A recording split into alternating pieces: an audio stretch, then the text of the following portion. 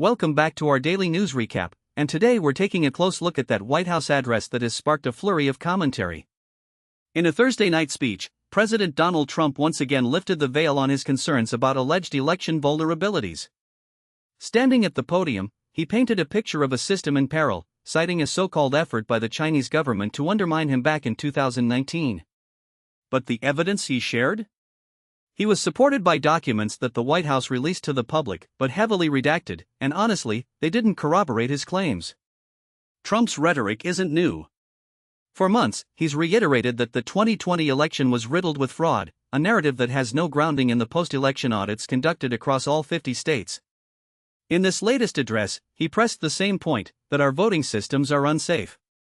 He even pointed to those documents his aides drew from, as if they were a grim tally sheet, when, in fact, the redactions obscured any concrete evidence. What does that leave us with?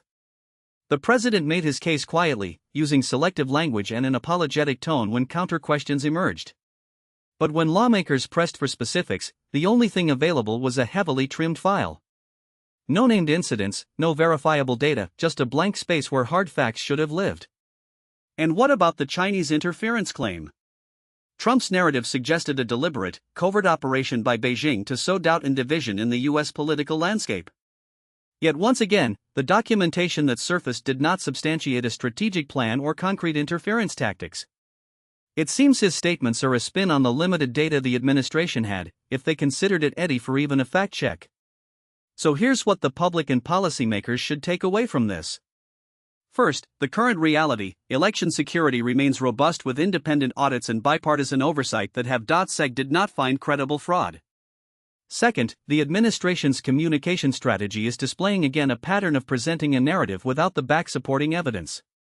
And third, the glitz of the White House address, concurrently serving as a platform to share a story that couldn't be substantiated from the documents released. In essence, the talk at the White House bolstered Trump's long-standing deep-seated claims about election fraud while failing to provide fresh evidence. Meanwhile, the public and the press are left assessing an official narrative that sits squarely in a realm of speculation, not verified fact. We'll keep a close eye on how this develops and on any forthcoming documents that may fill the gaps left by the current redactions. Thank you for listening. That's a wrap on today's quick segue into the politics of election integrity.